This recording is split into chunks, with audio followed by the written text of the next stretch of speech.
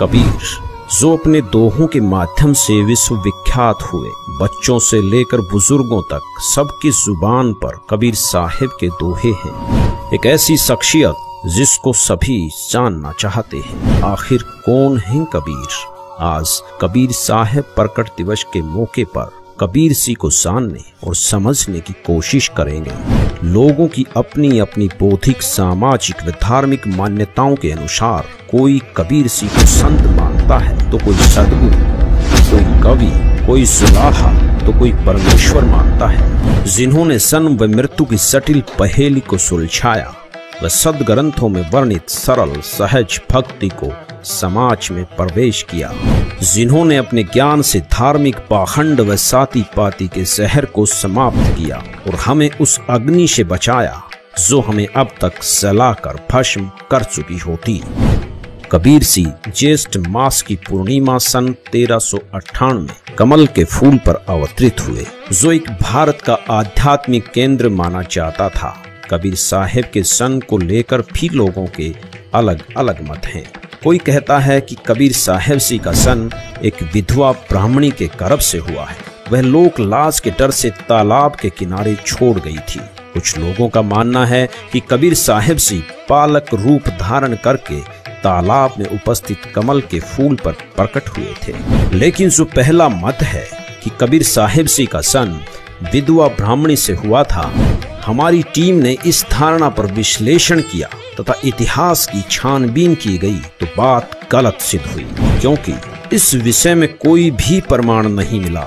न कहीं विधवा ब्राह्मणी का जिक्र है, जिसका प्रमाण हम आगे इस वीडियो में दिखाएंगे। दूसरी धारणा है कि कबीर सी बालक के रूप में खिले हुए कमल के फूल पर प्रकट हुए थे, जिसके हमें चौंकाने वाले प्रमाण मिले। कबीर साहिब सी के जन्म की इस गुत्थी को सुलझाने के लिए हमारी टीम काशी की तरफ प्रस्थान करती है।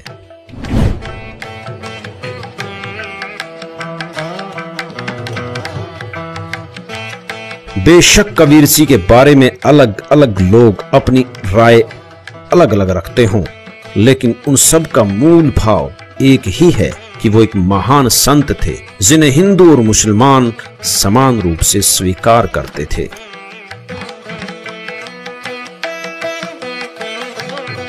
सर, कुछ लोगों का मानना है कि कबीर साहिब जी का जन्म विधवा ब्राह्मणी से हुआ है। इस बारे में आप क्या कहेंगे?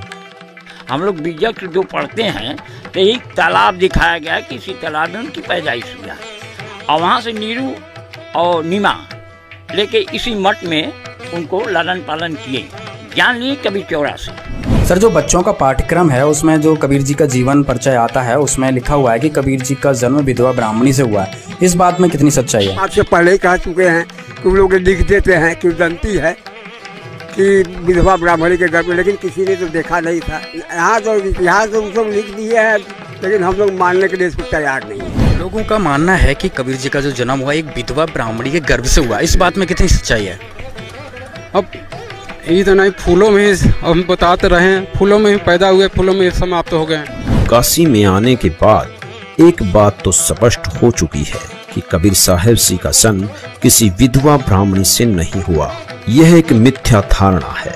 यही वो सरोवर है जहाँ कबीर सी किताबों में लिखा गया है जो है कि दंती है, तो मैं देखा कि इसका जन्म विधवा ब्राह्मणी के गर्भ से हुआ था। लेकिन किसको माना जाए है? लेकिन हम तो यही मानते कबीर साहब का जन्म जो कमल के फूल पर हुआ था। सच्चाई है सर, खाली फूलों पर ही अगर फूलों पर समाप्त हुए ना, फूलों से समाप्त हुए, जहाँ दो फूल मिले। आप कबीर जी को क्या मानते हो? हम तो संत मानते हो, कवि मानते हो, सदगुरु मानते हो, भगवान मानते हो? दुनिया का सबसे बड़ा भगवान तो नहीं है, एकदम सच्चाई है। आज जो स्थिति लहरतारा की बनी हुई है, जो कि ओरिजिनल प्लेस कहा जाता है कि यहाँ पे कबीर जी को, तो इस बारे में क्या कहेंगे? पहले कितना बड़ा तालाब था, आप तो यहाँ पे शुरू से रह रहे हैं, तो यहाँ की क्या स्थिति थी वो बताइए एक बार। अब ये 7 किलोमीटर लंबा है तालाब है, अब सिकुड़ते उड़ते कब्जा होते होते अब एक आधा किलोमीटर बच गया है, 1 किलोमीटर। ये जो लहरतारा ये क्या है सर? सर ये तो कबीर जी का स्थल है, जो है इसी में पैदाइश हुआ था जी। कबीर जी को एक संत मानते हैं, कवि मानते हैं, भगवान मानते हैं, या फिर एक सद? जी भगवान ही है, कबीर संत हैं तो फिर बहुत इनका बहुत नाम है, बहुत बाहर से बहुत लोग आते हैं, ऐसी बात तो है नहीं। के लोगों में जो आस्था है कबीर जी को लेकर के, जी बहुत सारे संत तो ऐसे हैं जो उनको भगवान मानते हैं और बहुत ज्यादा प्रचार प्रसार भी करते हैं। वो तो भगवान तो है ही है जिस सर। जगह को और कहा जाता है कि उनका जन्म लहरतारा में हुआ था, जो कि वो एक उनको कमल के फूल पे तालाब में पाया गया था। और उसके बाद जब उनकी मृत्यु हुई तो उसमें हिंदू और मुस्लिम जो दो समुदाय थे उनको आपस में वो झगड़े थे कि हमें इनकी बॉडी हमें चाहिए। लेकिन वो अचानक उस जो जब उनकी डेड बॉडी वहाँ थी तो वो अचानक गायब हो जाती है और उसमें सिर्फ एक फूल रहता है, जिससे वो दोनों प्रांत को समझ में आता है कि नहीं, हम एक ही है, ये हमारे भी हैं, ये हिंदू के भी हैं, ये मुस्लिम के भी हैं, सिख के भी हैं, ईसाई के भी हैं। मतलब उनका ये विचारधारा था कि सारे धर्म एक।